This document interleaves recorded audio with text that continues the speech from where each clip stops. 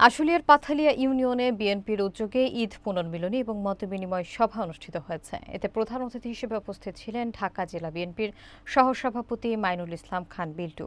বিস্তারিত থাকছে জয়ন্ত পাইকের প্রতিবেদনে। তিনি আসন্ন জাতীয় এবং স্থানীয় নির্বাচন নিয়ে গুরুত্বপূর্ণ বক্তব্য রাখেন এবং দলীয় ঐক্যের মাধ্যমে নির্বাচনের প্রস্তুতি গ্রহণেরও আহ্বান জানান।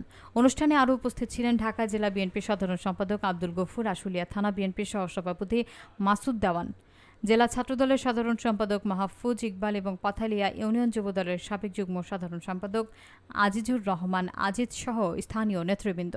স্থানীয় চেয়ারম্যান পদে বিএনপি মনোনীত প্রার্থী বাসেত দেওয়ান ও যুবদল নেতা আজিজুর রহমান আজিজ নির্বাচনী কর্মকাণ্ড ও দলীয় কৌশল নিয়ে বক্তব্য রাখেন।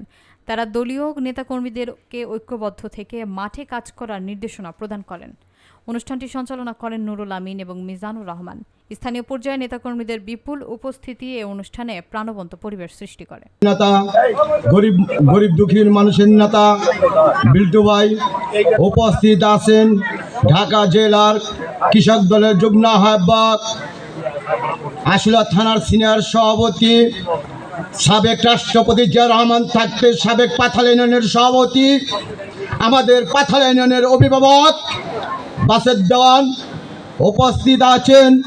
দামসোনা ইউনিয়নের সাবেক চেয়ারম্যান, আশুলিয়া থানার সাধারণ সম্পাদক গফুর ভাই উপস্থিত আছেন। দামসোনা ইউনিয়নের সাধারণ সম্পাদক দুলাল ভাই উপস্থিত আছেন। এলাকার মুরব্বী এবং আমার যুবক ভাইয়েরা এবং আমার মুরব্বীগণ, আসসালামু আলাইকুম। আগামী দিনে রাজপথে শরীফ বাসেত দেওয়ান তার পৌষ মাসে কাতি মাসে তাকে 3 ভাইয়ের করে পুলিশ প্রশাসন তাদের ঘরের ভিতরে পানি মারছে, পানি ঢালছে। আমি আর রাজপথে কোনো সৈনিক দেখি নাই। 75 বয়স।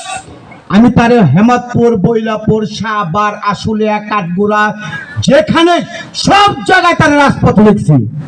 আমি দুঃখের বিষয় বলতে হয়, আমি যদি আমার কোনো ক্ষমতা